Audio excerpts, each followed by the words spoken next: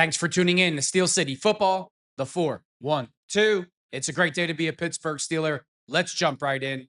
So the Pittsburgh Steelers, they released their depth chart for this week's game versus the Chicago Bears. And I'm very surprised at some of these defensive moves by Coach Tomlin. There are certain things that I just don't understand at all. So I want to hear your opinions in the comment section. Number one, I think we're a much better team when Y.A. Black is on the field. I know he's a big man and I know he needs to get a breather. But when you watch that all 22 film, when he gets full extension and he plays peekaboo with the offensive lineman and he can go from side to side, also from 0 to 12 yards, he can really run for a big man. I think the Pittsburgh Steelers are a lot better team with Y.A. Black as the starter. Of course, we're going to have to give him some rest, but I think Keanu Benton should be the reliever. Now, let's move on to right outside linebacker Alex Highsmith. We all know what happens when Nick Herbig is on the field full time. Nick Herbig needs to be the starting outside linebacker for the Pittsburgh Steelers. We all know they're not taking TJ Watt off the field, and I don't think he should be taken off the field. Nick Herbig is faster, he's more explosive. He doesn't even sometimes Nick Herbig gets a sack without even engaging the offensive lineman just based off his speed. To me, when I watch Alex Highsmith, I think Alex Highsmith is a good player. But from what I see on the film, he mostly just has a bull rush. And if that one move gets stopped, if he does get a sack, it's because of extra effort on the play. Nick Herbig brings a different dynamic as a pass rusher. He can go inside, outside, he can spin. He doesn't have to engage the offensive tackle with his hands. He could do a lot of different things. I think he's a more explosive player. I think the Steelers are more likely to get a turnover, a sack, a forced fumble, an interception with Nick Herbig on the field. I just don't understand this logic by Coach Tomlin sometimes. And let's talk about the cornerback position. Darius Slay should not be starting over James Pierre. Not only is James Pierre not the starter, he's the third string cornerback out of the cornerbacks.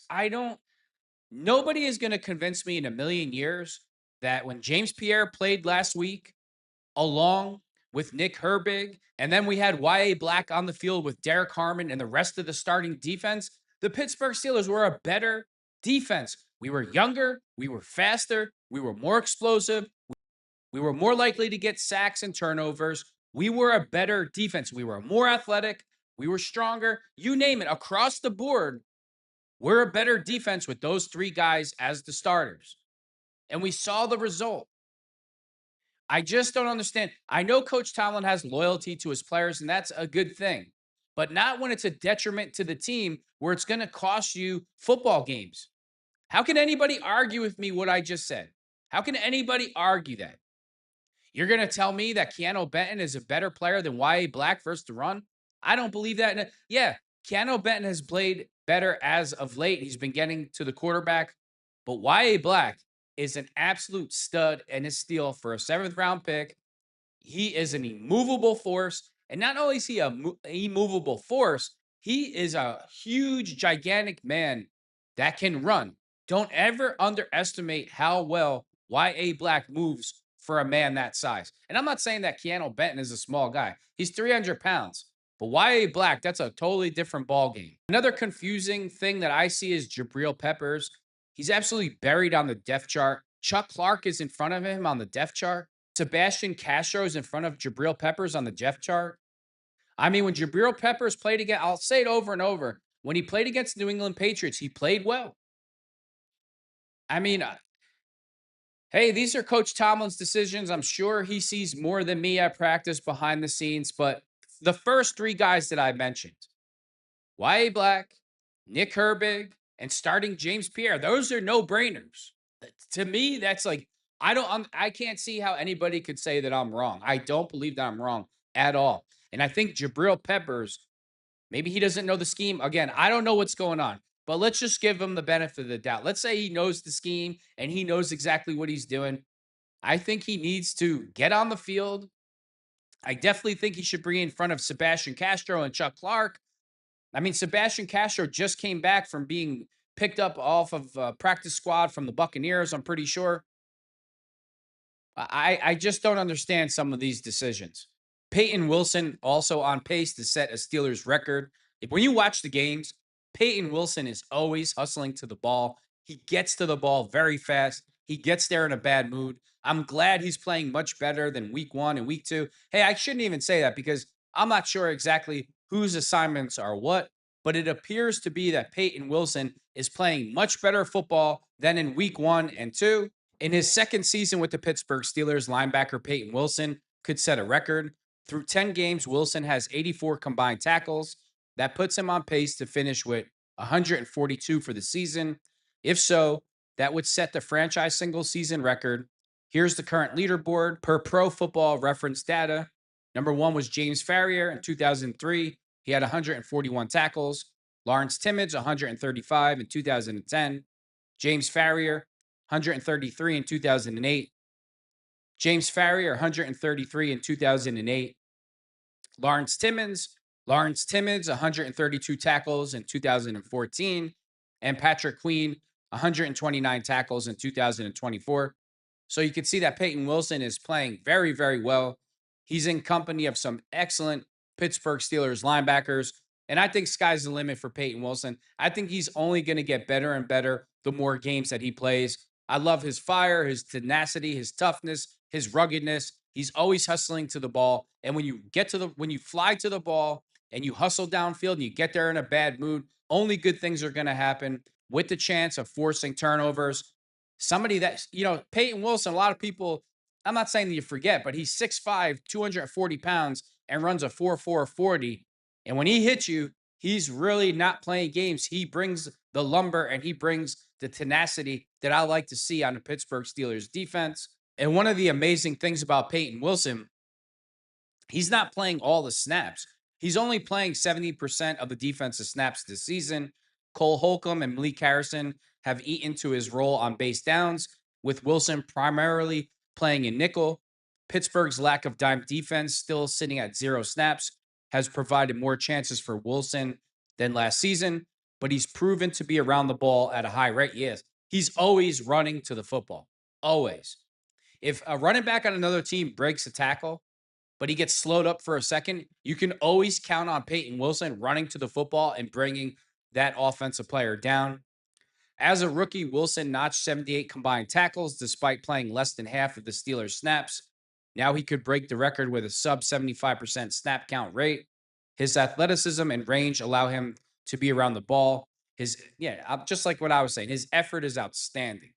You can't coach effort. You can't coach art. You can't coach tenacity. You either got it or you don't. And there's some players, listen, Peyton Wilson athletically is a freak of freaks, but there's some players in the league who have great athletic ability, but they don't have the hustle or the heart, and it never works out. Peyton Wilson seems to be the total package, and he's only playing 70% of the snaps. He's not even on the field the entire time, and he's about to break the Pittsburgh Steelers all-time leading tackler in a season record. He's absolutely phenomenal. You got to remember, Peyton Wilson's human. He's a younger player this year at the beginning of the year when people were saying that he was struggling. Maybe he was trying too hard. Maybe he was pushing. Maybe he's too hyped up. And as the season's going on and he's getting more comfortable and he's settling down a bit, you're starting to see what a great player Peyton Wilson is. I also need to apologize to Jalen Ramsey. I got it wrong the other day. I made a video after the game. I wasn't aware that Jamar Chase had spit on him. So Jalen Ramsey, however he wants to handle that situation, that's on him. I really don't want him getting kicked out of the game. And the fine I'm not here to defend Jamar Chase for spitting on Jalen Ramsey. And a lot of Steelers fans are not going to like this, but a $500,000 fine for spitting? I mean, I think Roger Goodell at this point is just totally out of control.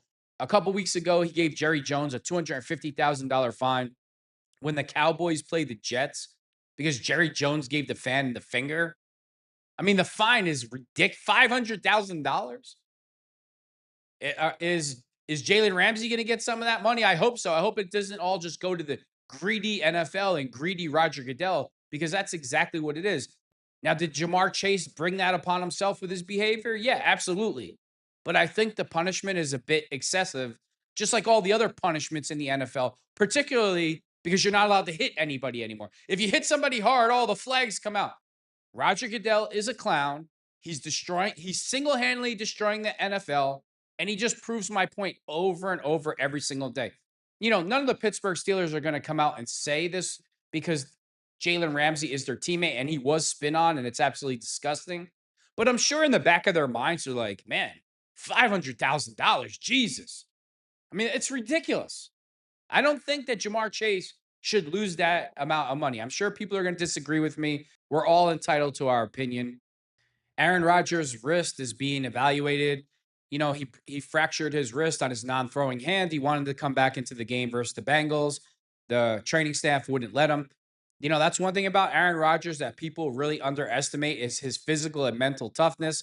I don't expect him to miss any games. And if he does miss a game, that's probably because the training staff doesn't want him to play. So is it concerning? Yes, it's concerning because of his age, and I don't want my starting quarterback to get hurt. But I anticipate Aaron Rodgers to be back sooner than later, and I expect him to keep playing well. Mike Tomlin also came out today and said that Aaron Rodgers won't need surgery and is pushing to play against the Chicago Bears this weekend. I absolutely expect Aaron Rodgers to play, so I'm not surprised. He is physically and mentally tough. That always gets overlooked with Aaron Rodgers because he's an intellectual, but don't ever question his physical and mental toughness. Mike Tomlin also went on to say later in the week, they're going to take a look at Aaron to see if he's ready to play. So the option might be there, and I expect him to be back. Also, Jalen Warren had an ankle injury in the Bengals game, so he might be a little limited this week in practice, but I expect him to play also. He's probably not going to be 100%, but Jalen Warren is another tough guy who we shouldn't question his mental or physical toughness. And you know what's crazy? The NFL throws flags all the time, and I don't agree with this. So I'm not saying that Aaron Rodgers should have got a flag on this play. The play that he fractured his wrist on, he gets absolutely smashed into the ground by two defenders. No flag comes out. What? They didn't put their body weight on him? No, 600 pounds of beef wasn't on top of Aaron Rodgers. I mean, he's slammed to the ground. See, Roger Goodell can't make it make sense. It's all about optics. So if it looks bad, even though if it's not the rule, the flag is coming out. Like the NFL has become a total clown show under Roger Goodell. I'm going to say it over and over again. It's called football, Roger. If you don't like football, then go be the commissioner of pickleball, tennis, badminton, whatever the hell it is. But Roger Goodell needs to get effing lost already. Dan Orlowski thinks Steelers should try to rest Aaron Rodgers, start Mason Rudolph. You know why I don't think that's a good idea?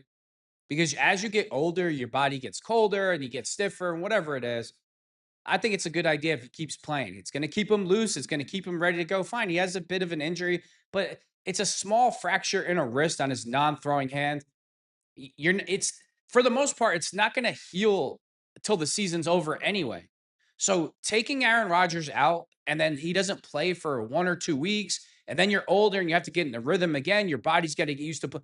I think that's a real detriment. I think Dan Orlowski's opinion on Aaron Rodgers is 1,000% wrong. Well, I hope to see those changes on defense. Let me know what you think in the comment section about who the Pittsburgh Steelers starting defense should be. And with that being said, thanks for tuning in to Steel City Football, the 4-1-2.